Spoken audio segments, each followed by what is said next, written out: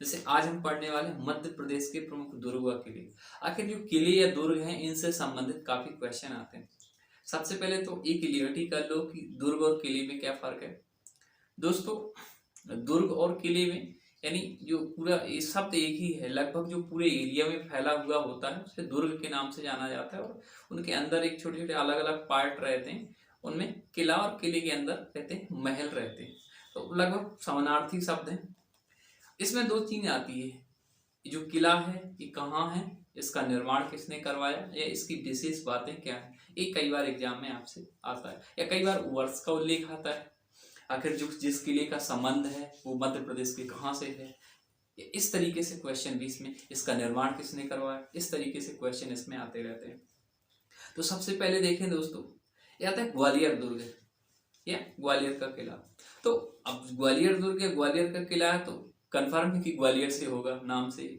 इसमें आता है कि निर्माण किसने करवाया इसका, ग्वालियर दुर्ग का। तो दोस्तों इसके निर्माण करता है राजा सूरज सेन ने इनका निर्माण करवाया। वर्ष की डेट आती है कि आखिर इनका निर्माण कब हुआ, तो शायद बार जो डेट है 525 ईसा पूर्व, एक संभावित डेट है, ऐसा कंफर्म नहीं है, लेकिन 525 ईसा पूर्व के आसपास शायद इसका डेवलपमेंट किया, निर्माण इसका किया गया था। इससे रिलेटेड जो खास पॉइंट है, क्या की पॉइंट है, इसमें 5 द्वार बहुत ज्यादा प्रसिद्ध है, जिनमें से आलमगीर दरवाजा, हिंडोला दरवाजा, गुजरी महल, चतुर्भुज मंदिर, हाथी फौड़ा दरवाजा, ये मुख्य इसमें 5 दरवाजे। इसे किलों का रत्न या जिब्राल्टर भी कहा जाता है, जिब्राल्टर ऑफ इंडिया। ये बहुत ज्यादा महत्वपूर्ण क्वेश्चन है, कई बार पूछ चुका है कि किस किले को किलों का रत्न कहा जाता है। तो एक ग्वालियर का किला है जिसे जिब्राल्टर ऑफ इंडिया या किलों का मणि भी कहा जाता है। नेक्स्ट आता है धार का किला आता है। तो दोस्तों ये धार में ही है, धार का किला। और इसके निर्माणकर्ता मोहम्मद, जो सुल्तान मोहम्मद तुगलक थे, उन्होंने करवाया था, इनका पुनर्निर्माण करवाया था। यानी इससे पहले बना था लेकिन पुनर्निर्माण लगभग 1314 यानी 1344 के ईसा के आसपास का इसका निर्माण काल है।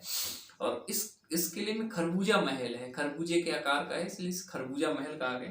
और अब्दुल शाह चंगस का मकबरा और बाजीराव का जन्म इसी, जो मराठा थे बाजीराव पेशवा, बाजीराव बल्लाड़ मराठा, उनका जन्म भी इसी धार के किले में हुआ है। तो इसलिए किला काफी महत्वपूर्ण हो जाता है। नेक्स्ट आता है असीरगढ़ का किला आता है, ये असीरगढ़ में है। ये आसा नाम के अहीर ने इसका निर्माण करवाया था। लगभग संभावित जो समय है 10वीं शताब्दी के आसपास संभावित समय। इसकी खास बातें देखें तो ये आसा नाम की देवी की प्रतिमा और मंदिर है। 10वीं शताब्दी में निर्मित एक प्राचीन शिव का मंदिर है, शिव का भी यहाँ पर मंदिर पाया जाता है।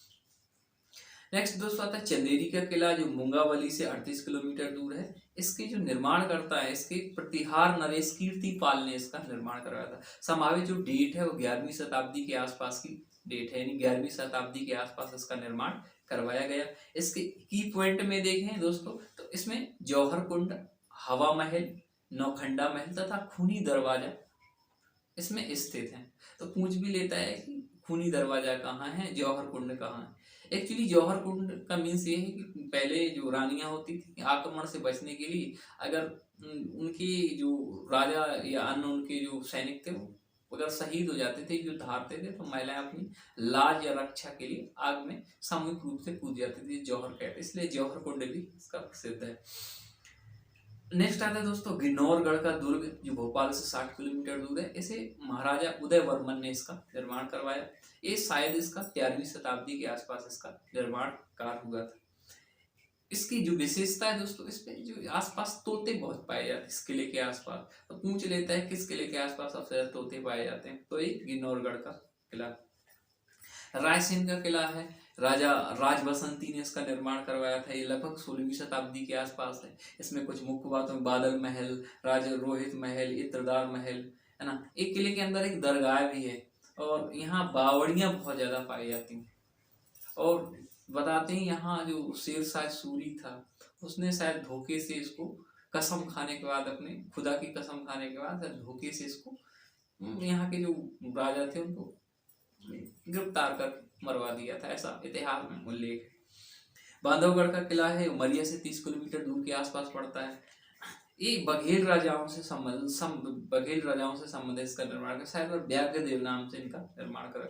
इसकी संभावित जो वो है वर्ष है ये 14वीं शताब्दी के आसपास है। इसमें कहते हैं कि जो 16वीं शताब्दी में राजा विक्रमादित्य ने राजधानी बांधवगढ़ से रीवा स्थानांतरित करनी, पहली राजधानी बांधवगढ़ थी, बाद में रीवा स्थानांतरित कर दी गई। यहाँ शेष शाही तालाब है, विष्णु जी का मंदिर भी इसमें प्रसिद्ध है। ये तो इसकी मुख्य बात है। नेक्स्ट आता है अजयगढ़ का किला। दोस्तों एक राजा अजयपाल ने बनवाया था, लगभग 18वीं शताब्दी के आसपास इसका पुनर्निर्माण भी करवाया गया।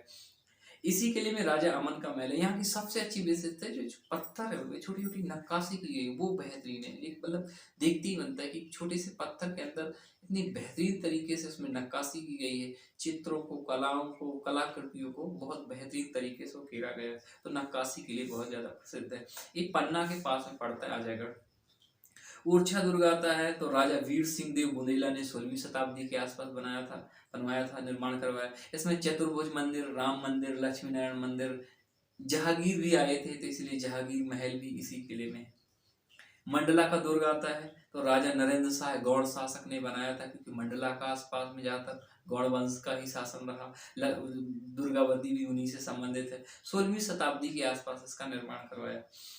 दोस्तों इसमें मंडला के किले में राज राजेश्वरी की स्थापना निजाम शाह ने करवाई थी।